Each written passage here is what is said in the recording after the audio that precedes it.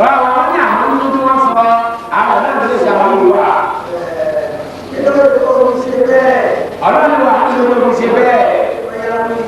Wọ́n kọ́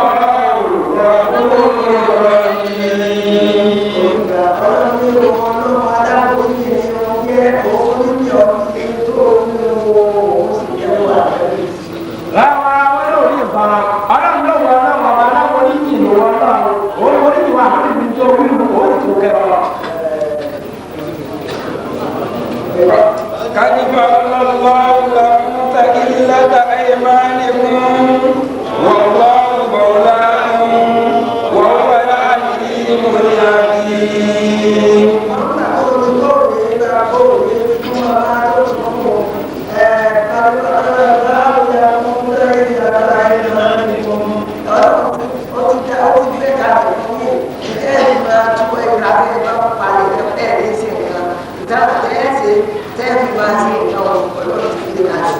Báwa ọlọ́wọ́ sọ́wọ́ ló gbà tó ti wá sọ pé òun tó máa ń lè ọlọ́run ti wá ó ti gbé kalẹ̀ fún ìkó ẹ̀ tẹ́ ẹ bá fúnra ìtàn tẹ́ wà lọ́lẹ̀ ọlọ́run ti gbé kalẹ̀ fún yín. Wallahu mawlakum.